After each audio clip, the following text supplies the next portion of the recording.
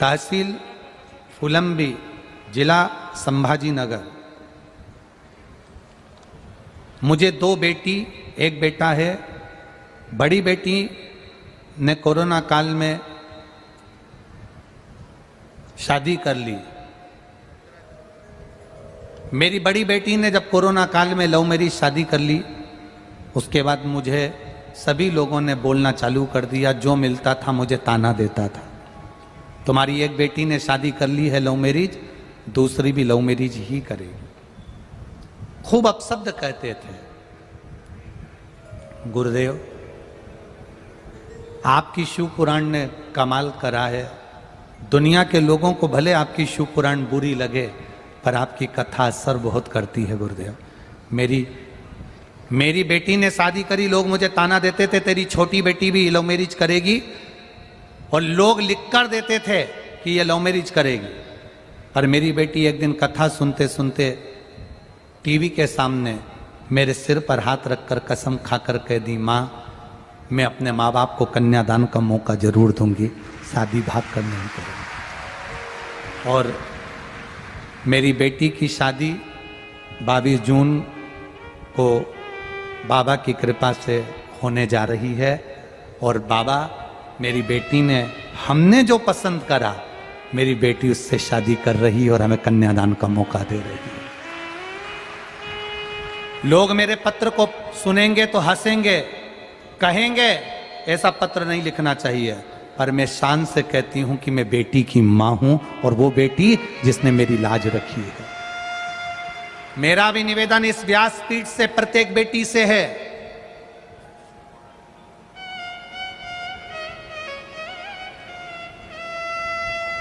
बेटा एक कुल को तारता है और बेटी 2 कुल को तारती है। एक बेटा अपने मां बाप को स्वर्ग भेजे कि नहीं भेजे, पर यह शिव पुराण कहती है अगर मां बाप अपनी बेटी का एक बार कन्यादान कर देते हैं तो उनके लिए स्वर्ग का दरवाजा खुला रहता है। लोग कहते हैं बेटी पराया धन है, बेटी पराए घर चली जाती है, उसका हक मायके से चला जाता है। पर शिव पुराण कहती है, माता पार्वती का संवाद कह रहा है, माता पार्वती का चरित्र कह रहा है, जो बेटी अपने माँ बाप को कन्यादान का मौका देती है, जो बेटी कहती है पापा आप लड़का ढूंढो, मैं भले अच्छी पढ़ाई कर रही हूँ, पूना पढ़ रही, मुंबई पढ़ रही, बेंगलोर पढ़ रही, बड़े बड़े शहर में पढ़ रही हूँ, पर पिताजी आप चिंता मत करना, तुम्हारे सिर को कभी नीचे झुकने नहीं दूंगी, तुम्हें कन्यादान का मौका दूंगी।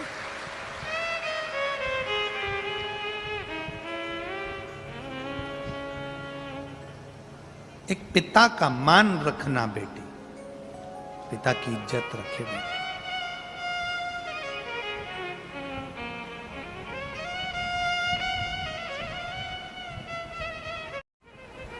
तहसील फुलंबी, जिला संभाजी नगर। मुझे 2 बेटी, 1 बेटा है। बड़ी बेटी ने कोरोना काल में शादी कर ली। मेरी बड़ी बेटी ने जब कोरोना काल में लव मैरिज शादी कर ली, उसके बाद मुझे सभी लोगों ने बोलना चालू कर दिया, जो मिलता था मुझे ताना देता था। तुम्हारी एक बेटी ने शादी कर ली है लव मैरिज, दूसरी भी लव मैरिज ही करेगी। खूब अपशब्द कहते थे। गुरुदेव, आपकी शिव पुराण ने कमाल करा है। दुनिया के लोगों को भले आपकी शिव पुराण बुरी लगे, पर आपकी कथा असर बहुत करती है। गुरुदेव, मेरी बेटी ने शादी करी, लोग मुझे ताना देते थे तेरी छोटी बेटी भी लव मैरिज करेगी, और लोग लिख कर देते थे कि ये लव मैरिज करेगी।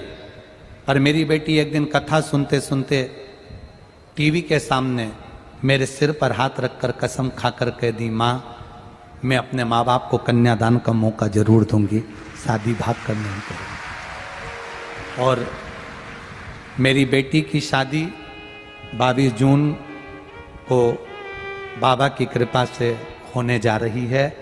और बाबा, मेरी बेटी ने, हमने जो पसंद करा, मेरी बेटी उससे शादी कर रही है और हमें कन्यादान का मौका दे रही है। लोग मेरे पत्र को सुनेंगे तो हंसेंगे, कहेंगे ऐसा पत्र नहीं लिखना चाहिए, पर मैं शान से कहती हूं कि मैं बेटी की मां हूं और वो बेटी जिसने मेरी लाज रखी है।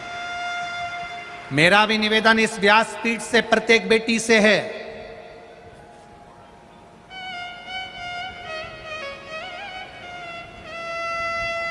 बेटा एक कुल को तारता है और बेटी दो कुल को तारती है।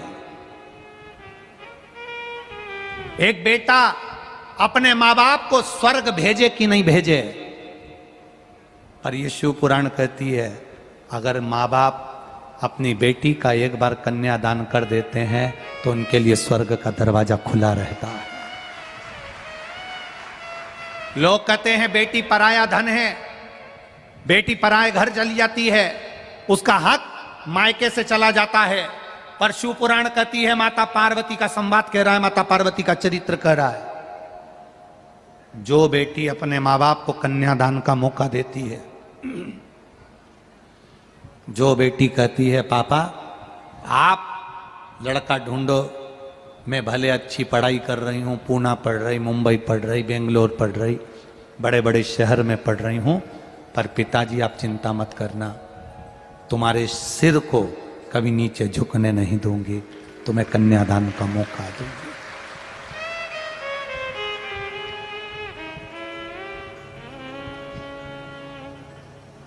एक पिता का मान रखना बेटी, पिता की इज्जत रखे बेटी।